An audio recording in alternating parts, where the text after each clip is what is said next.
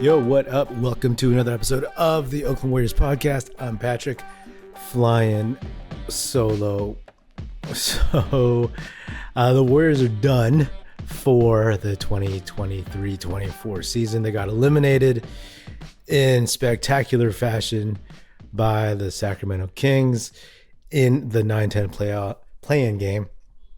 And, oh man, that was brutal. That's brutal. Just a brutal way to go out. But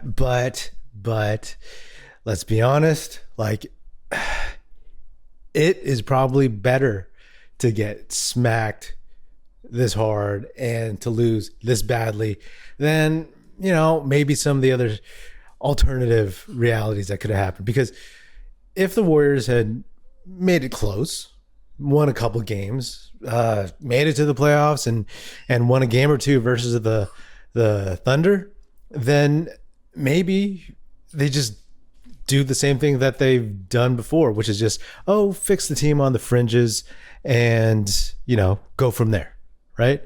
That maybe, they could still ride with the core and the vets and keep doing the same old dance and then, maybe have better luck. But by getting smacked so hard, especially after having played relatively well since the All-Star break, and especially the last, couple weeks maybe, it forces Lacob, it forces Mike Dunleavy Jr. to be like, no, okay, we're far. It eradicates the idea that the Warriors championship DNA, that this mythology running on fumes is all that this team needs to get far into the playoffs. That's gone. If they lost by like a point, like on a buzzer beater or something like that, then it's like, let's run it back. But no, you came in healthier than the Kings. The Kings were missing Herter and Malik Monk. So they were missing two of their top six guys, and you still got run. The Warriors are missing Gary Payton II, but what else is new? Still, that's not the same thing. So the game started out like, the Warriors have energy, but all of a sudden the Kings just kept coming and didn't stop. When the Warriors got within 4, I was like, okay, third quarter is when they're going to make their move. But they, meaning the Kings, were the ones who made their move.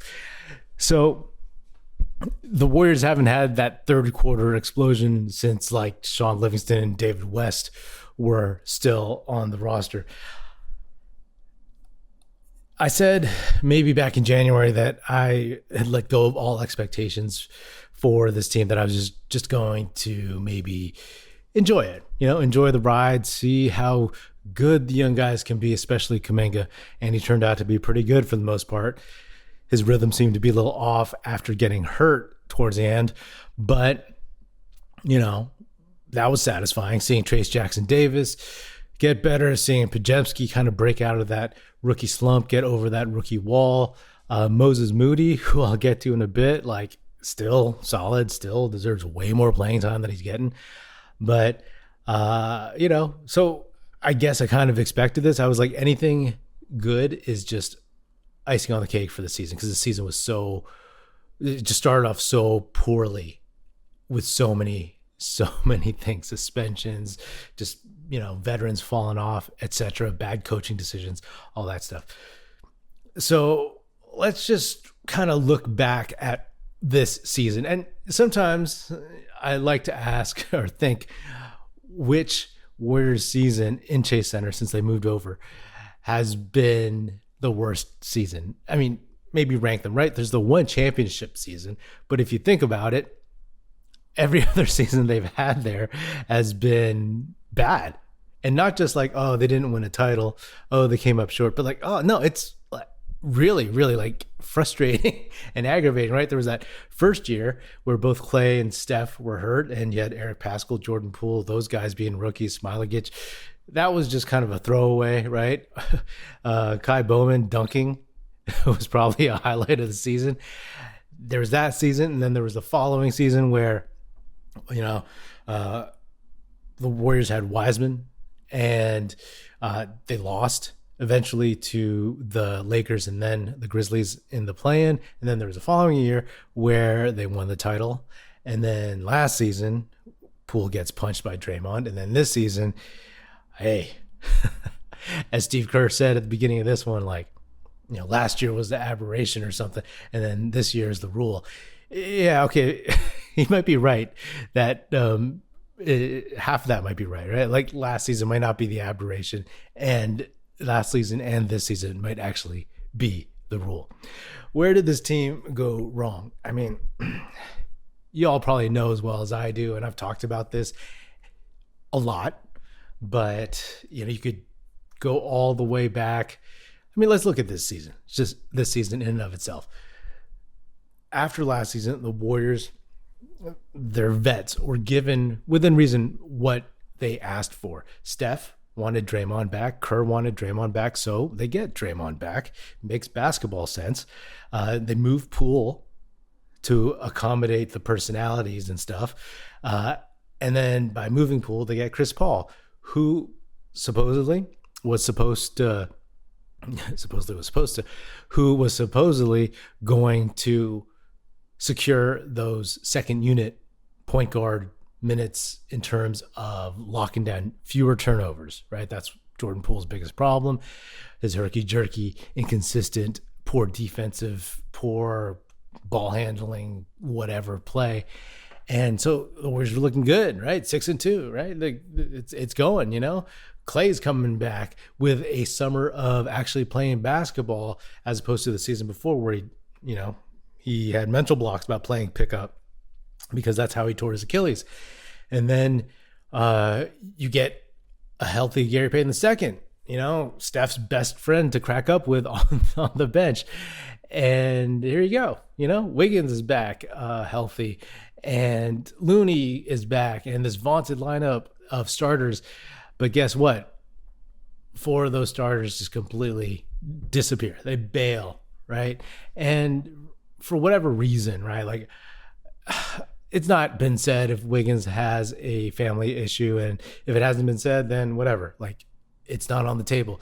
But honestly, like, hey, if we were expecting any kind of flashback to 2022 playoff Wiggins, then maybe got a handful of those games towards the last month or two of the season, right? He was woefully inconsistent. And then there's Clay, who was, he just, again, completely fell off, right?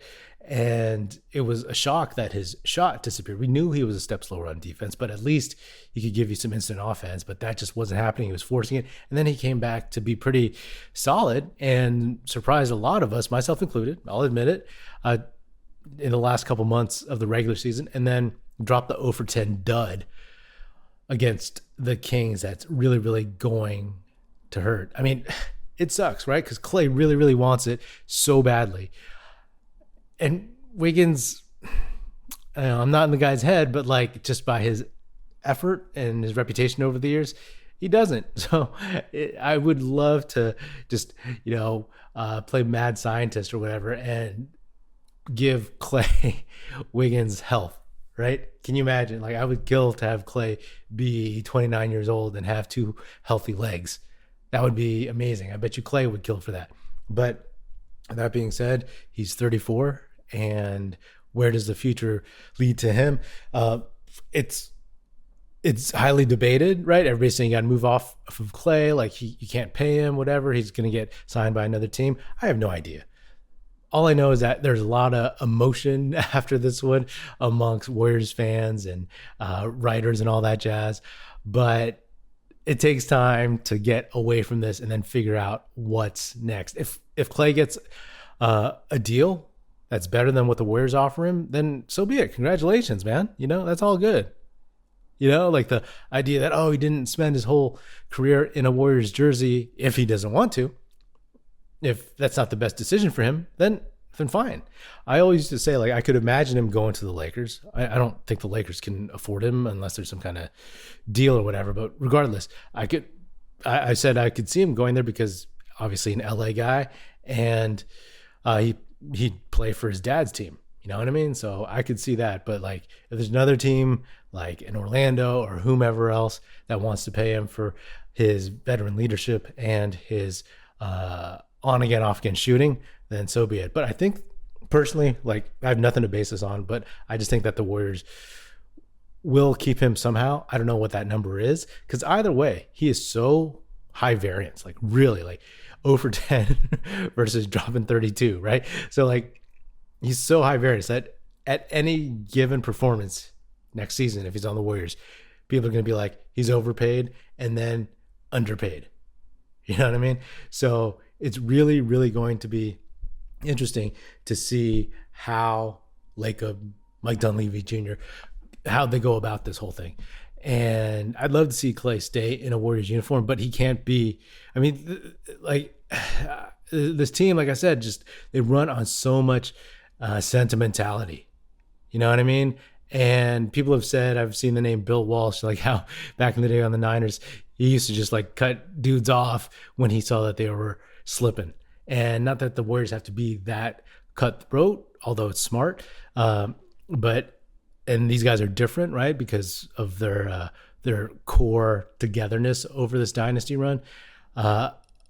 That with Clay, you can't just be like, okay, we're gonna, start you for old time's sakes, or like we're going to, find the magic. You know what I mean? Like this whole thing, like the quote that Clay keeps saying is like, I'll never doubt these guys, meaning him, Steph, and Draymond, because of what they've done together. And like, that's great and all, but like, you should doubt them now. You know what I mean? You should doubt them because they look old. They look tired. I mean, Steph, by the end of the season, that dude was gassed. You know why? Because he had to carry.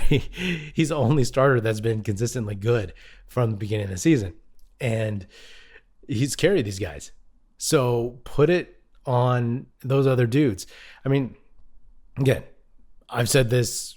Other people know this now. It's like people have talked about it. If Draymond doesn't get suspended, then he doesn't miss like 20 odd games, then just give me, I mean, I thought this team was maybe a 5 seed at the beginning of the season, plus or minus, who knows? But if Draymond doesn't miss those games, if at least they win a handful of games that he missed, then they're not in the play-in.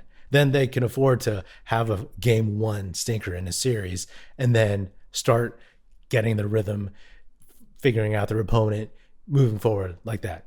But no, they didn't get that opportunity. It was do or die, tournament style, and they died. They're out. They're gone. But, like I said, the vets got what they wanted, and this is how Draymond rewarded them by getting suspended, saying he learned his lesson, and then blaming Nurkic for flopping as the reason why he really, really got suspended. Not because of that, not because of his actions, but because of a flop from Nurkic. You know what I mean? And, that's ridiculous. Like, I'm kind of tired of hearing about that stuff, but it is what it is. And if you want to go further back, right? Like people are talking about the post 22 title. It's like, hey, run it back with who you got, whatever. Like, I think, at the time, I'll admit that like I liked using the draft picks, but I think that using the draft picks on Baldwin and Rollins, that's probably where they went wrong, because they could have used those spots for vets, plain and simple, right? And you just roll with the 3 lottery picks of Wiseman, Kuminga, and Moody and go from there, and know that Wiseman has a longer road to go. But instead, they got thrust into it. Then you lay on top of that, the real reason for the Warriors' downfall the last couple of years is Draymond. Draymond punched Poole, killed the vibes. The team didn't like being on the road together. That's why they're so bad on the road. Like there was no mojo. Poole became extremely selfish. He was a little selfish probably to begin with, but he became extremely like to hell with you selfish, and that's just gone down the tube. Not saying I wanted Poole on this team still, but what they had just completely annihilated by the punch. And then this season, hey, I said beginning of the year, I will always pull. I said this over like last summer. I will pull for Draymond between the lines. You know what I mean? Regardless of what I think of him blowing up this team's end of dynasty run. And at the beginning of this season, he was doing all right, but then it all just fell apart. That's how you reward these guys who went to bat for you, stood by you, vouched for you. You disappear. You know what I mean? And you can't blame anybody but yourself for that. And that you couple that with, again, the Looney, the Wiggins, the Clay falling off, and that's where you get Steph so tired. And at this point of the season, they needed Steph to be great, and there was no one else there. People talk about the Warriors needing a number two. The idea was maybe trade for a number two before the trade deadline, and then Kuminga emerged, thankfully, and they didn't trade him. And I think he can be in the future. He would be further along, and I will still roll with this. I've been saying this for a long time. He'd be further along if Kerr played him more consistently. He didn't look great against the Kings. He forced stuff. Took some ill-advised mid-rangers and deep shots. Complained about fouls that he wanted while not getting down the court fast enough. Yeah, sure, fine. You know what I mean? Get that out your system, because these mistakes are things that he just needs to get out of his system, and he hasn't had the chance. And then let me get to Moses Moody, right? Like, why doesn't that dude play more? You know what I mean? You have to make room for that guy. If you move off of Clay, just replace him with Moody and Podziemski or somebody else. You know what I mean? Because at this point, that guy needs to play. Let's see what he can do. We've seen what Kuminga can do to some extent, and he has a high ceiling. Moody, no idea. I keep saying that I wanted Trey Murphy III with that number 14 pick, and other people did too. But he wasn't there. And so now it's like, whenever we see Trey Murphy III play, it's like, oh man, we could have had him. He's like, he can handle the ball. He's more athletic. He's taller, et cetera, et cetera. But he wasn't in the cards. I want to see Moody and see how good he can be. So we're no longer sitting here being like, oh man, he's okay, but man, Trey Murphy III, he would have been way better. Let's see what Moody can do. I think at this point, again, getting blown out by 20 something points and rolling with the old vets who just got run by a team that is younger, more athletic, but not even the youngest, most athletic teams in the league, right? This just shows you that if they had gone on to play OKC, they would have just got boat raced in like 4 or 5 games. You know what I mean? They just wouldn't have had it. And the schedule would have been really, really rough travel-wise, and then, et cetera. To me, it's like the org gave Steph, Kerr what they wanted, Draymond what they wanted, and hey, try it, go for it. This is what we're going to do. We're going to, you guys think you can run it back. You guys think that if you just have better chemistry and more cohesion, that it'll be good to go. I mean, that's what we thought. That's what we thought. Like, we saw this team at the beginning of the year and off season and was like, hey, this roster is better than last year's roster. And this roster is actually better than the championship 2022 roster. You know what I mean? Because, they were deeper. They had more athleticism, and they had Chris Paul, somebody who had like veteran leadership. We thought Saric would make a difference, but it is what it is. And again, like, things just tanked this season into the ground. And behind the scenes, hopefully Draymond at least realizes that the last 2 seasons are primarily on him. Yeah, you can argue, if you're not a big fan of using lottery picks, you can argue some of that. But I will always say that at the beginning of the 2022-23 season, when Dre punched Poole, that they would not have been that bad if they had chemistry. You know what I'm saying? They would not have been as bad, and they wouldn't have been great. They would have probably come up short because the roster wasn't deep enough. But if you tank the team chemistry, lose, your first 5 games to bad teams on the road for the most part, and you have to scrape, scratch, and claw to try to get above 500 because no one likes playing with each other and there's like this big awkwardness with the team, then, that's where you get Anthony Lamb. That's where you get Ty Jerome, who I do like, but still. That's where you get Moody riding the bench all season, where you get Kuminga getting inconsistent minutes, where you get Wiseman being the scapegoat for so many other things that ail this team. So we kind of reap what you sow, but, it is what it is. You know what I mean? I guess you could say they earn the right to do what they want, but thanks. They got Dre obviously helped majorly with the 4 titles, but he also took away from some greater opportunities now and in the present. You know what I mean?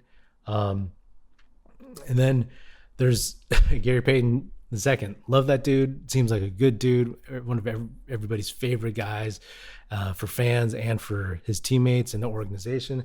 But I didn't personally want to trade Wiseman for those 5 second rounders for Gary Payton II just so they could get whooped by the Lakers last year. And, part of it was because he's always hurt. And where was he now? He's been hurt for a long time.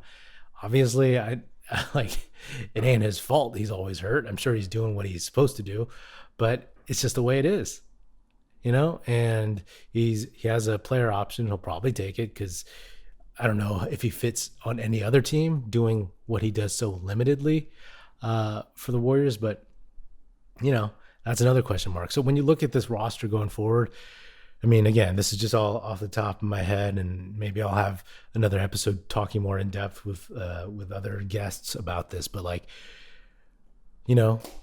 Steph isn't going nowhere. Draymond isn't going nowhere because he's still good on the court, and Steph and Kerr don't ever want Draymond to leave.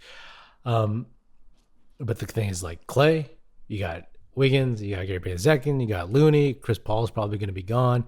And I'm not saying you move all those dudes or that they're all terrible, but those are variables that you have to consider if you're going to really, really, really be serious and not just have it be a sentimental college try for the next year or two.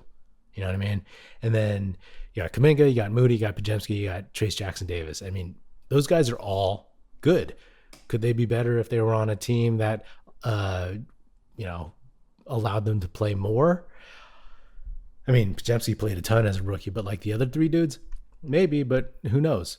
I could see some people being like, well, trade Kuminga because he's not ready and he's their most valuable asset. If they do that, then I think that's just silly. I think there's other places to work on this roster. You don't give away the guy who potentially could be your future cornerstone to some extent. I mean, you get a lot of prognosticators say, oh, I don't think he's a star. I don't think he's the guy you build around. But hey, it's been just a few months since he's been in the starting lineup and he's wowed people. You know what I mean? And he's just getting better. He always gets better. If Wiggins had half the drive that Kuminga has, then you'd have something, right? And then Trace Jackson-Davis and Podziemski, I mean, 2 great picks. Mike Dunleavy Jr. has proven to be a pretty solid GM in that way. And so moving forward, I still trust some of his decisions for this team. And, in the long run, I think Podziemski's better than Poole. Different players, of course, but just in terms of efficiency, in terms of salary, in terms of grit, defensive effort at least, and just connectiveness, Podziemski. I mean, Podziemski's going to be good. You know what I mean? Now we got our own annoying random drafty, mid-rounder drafty that surprises other teams. We've seen those from other squads, right? So now we see this. And I mean, think about how mediocre or average, or just okay, if you want to call it, Draymond and Clay were as rookies. And they played longer in college, right? Clay played 3 years. Draymond played 4. and Podziemski played 2. So I have high hopes for his improvement. And Trace Jackson Davis, I mean, that kid's solid. He's really, really solid, and I like that pick. Is he big enough to be your starting center? I think you probably need some help in terms of just sheer size. You can't just go from like 6'8", 6'9" Trace Jackson Davis to like 6'8", 6'9" Kevon Looney or 6'6" Draymond Green and hope to survive when you're not more athletic or bigger than the other team. So that might be an issue. I'm like, hey, y'all might hate me for this, but I'm like, man, let's bring Wiseman back. just for fun. But seriously, like Trace Jackson Davis as the 57th pick, man, I guess at least that kind of makes up for the Wiseman pick in a way. Obviously, in a lot of ways, it doesn't. If you want to look at Halliburton, if you want to look at other guys it could have taken, but it is what it is. But again, man, like the season was rough. Like ranking the worst seasons at Chase Center. Oh boy, I mean, this one's up there.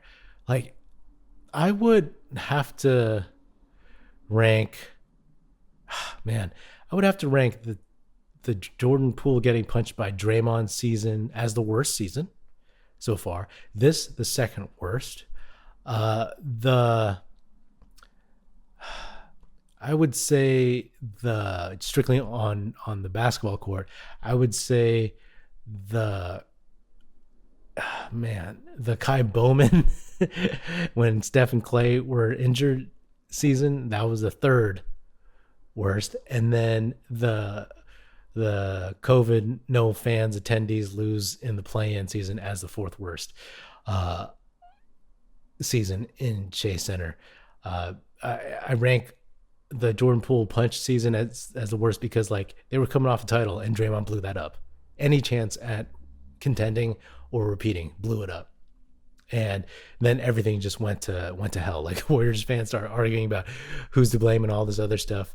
And what they were building, they had the solid foundation of old dudes, and then they had like a solid foundation of guys in their prime and youngsters. And it just completely shredded. So like the promise is gone. And then this season would be the second because looking at who they had again and the promise of it, the expectations, and the fact that like, okay, like let's let last season pass and then let's go for it. And then having the same, having Draymond blow it up again, having guys just fall off, just like some of the same things happen all over again. Like getting all that stuff out the door last summer didn't do enough, And then the Kai Bowman year, I mean, we knew Clay was out and Steph gets hurt 5th game. So, you knew it was just going to be a bad season. And then the play-in year, when they got Wiseman, hey, it sucked that Wiseman got hurt and that probably changed the course of his career. Actually, probably, it definitely did. And then to lose in the play-in, I mean, it was at least entertaining towards the end that they kind of found something, that Steph showed that he could be this great singular player still. So, that's how that goes. A lot of it is just based on expectations. You know what I'm saying? So hopefully, I mean, like Kerr is signed for what, 2 more years, 3 more years. Steph has a couple more years after this. Draymond has 3 more years. It's like, where do they go? I mean, Kerr was frustrating this season. He was frustrating last season.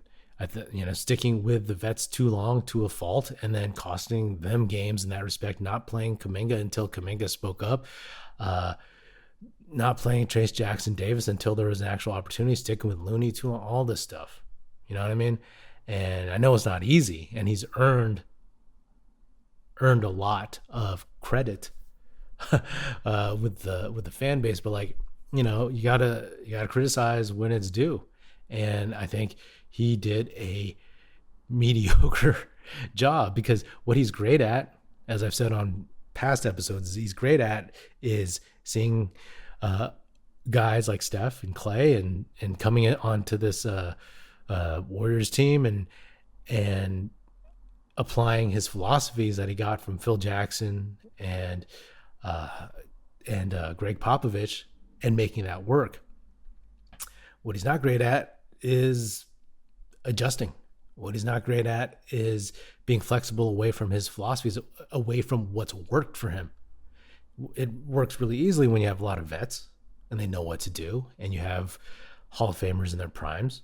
But communicating with the younger guys, giving the younger guys a shot, knowing when to pull the leash and all that jazz, and when not to, those are things he has not been great at, because he's only been coaching with these Hall of Famers and vets for the most part, except for a couple of aberration years, especially the last few years. So those are where his flaws are. Can he work on them? Yeah. Can he get better? Yeah. And I think that at least this season, this smack in the face end of season, will force him to, it's kind of like a mandate to hopefully start from scratch in terms of like his coaching decisions. I don't necessarily think he'll change his philosophies, and I don't know if he needs to per se, but he needs to be more flexible to match his guys to what they do moving forward. So in terms of the roster next year, I mean, that's a whole nother conversation. It's all just really raw and stuff. But like I said earlier, some of those dudes, anyone is on the table. Anyone on the table not named Steph, Dre, and Kuminga to me. I'd love to keep all the young dudes. I think they've proven themselves and that they have a chance. But, we'll see where they go from here. It's a fitting end to this Warriors season, and the dynasty. I wrote at the end, or I did an episode at the end of last season where I was like, it's over, and I was talking about the season, but also like this run, and now it might be really over, at least the way that we see it. It's just a question of retooling, right? Because like you're not going to get ring chasers for a team with a bunch of old dudes who, especially when there's other teams where you could get more playing time, get the ball more, etc. Right? There's more attractive teams to jump onto, especially when we see how this postseason susses out, right? I would wondered if this late end of season Warriors run was like real or imagined. And who knows? Well, the Warriors were woefully inconsistent in games and from game to game. And this Kings game was one of those where they were just bad. It was consistently inconsistent.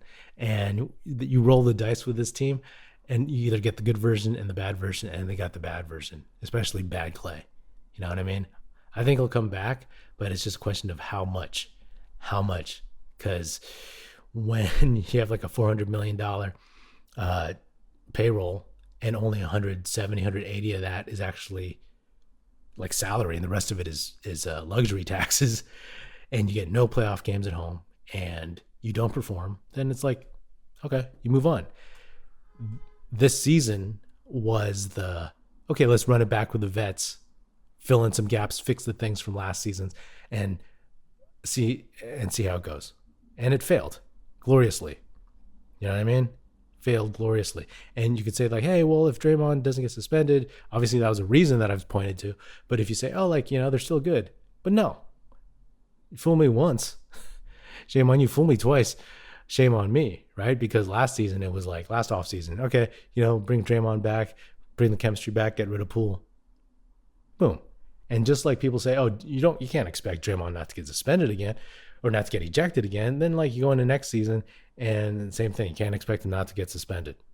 And as I've said, they're not going to move him, but still, like, they gave this run a shot again. So not that you revamp everybody, but everybody should be on the table except for like 2 or 3 guys. You know what I mean? So it is what it is. That was a longer episode than I expected because I haven't talked about the Warriors in such a long time. But, I'll talk some off-season stuff as the player interviews, exit interviews come out, and as more news comes on. All right. Make sure to subscribe to the YouTube channel and all that good stuff. That's all I got.